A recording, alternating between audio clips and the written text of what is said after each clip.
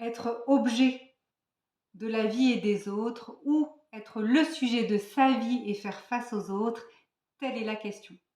Je pourrais différencier ces deux postures ainsi. Être objet, c'est être à la merci de la décision des autres. Être sujet, c'est être au centre de sa vie.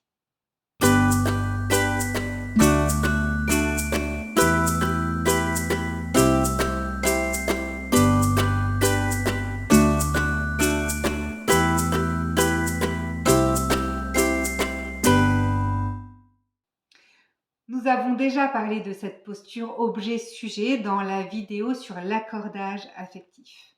Ce que nous y avons vu, ce sont les proto-pensées. Ces sortes de pensées d'avant la pensée qui nous construisent un psychisme, c'est-à-dire notre façon de percevoir le monde.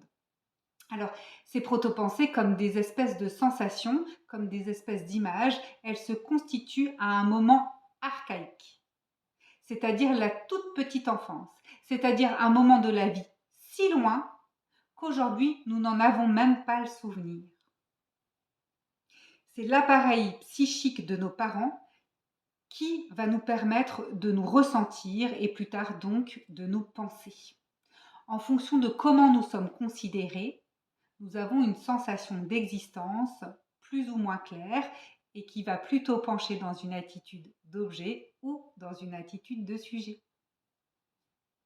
Si j'ai l'espace de m'exprimer, si mes demandes sont entendues, si les réponses sont adaptées, je vais pouvoir faire confiance à cet extérieur.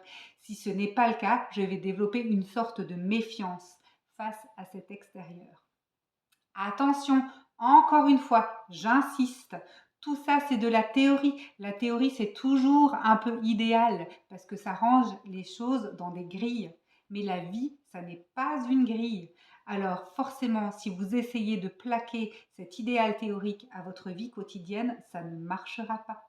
C'est normal que dans votre quotidien avec votre enfant, ça ressemble beaucoup plus à du chaos parce que c'est vivant.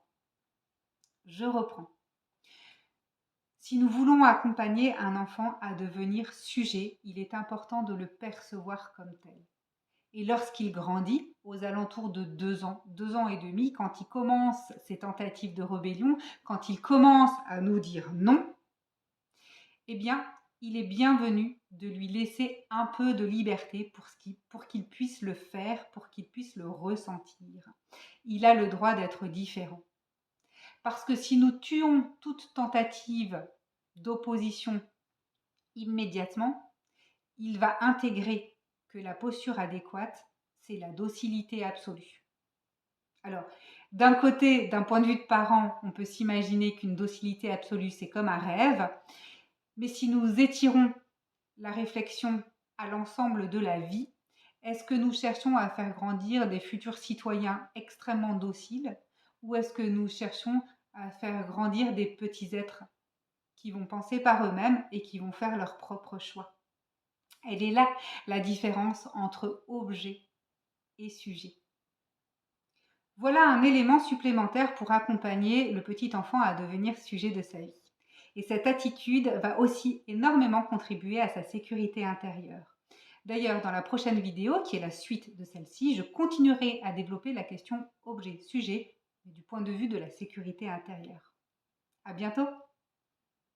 Pensez à vous abonner pour donner de la visibilité à la chaîne. Merci!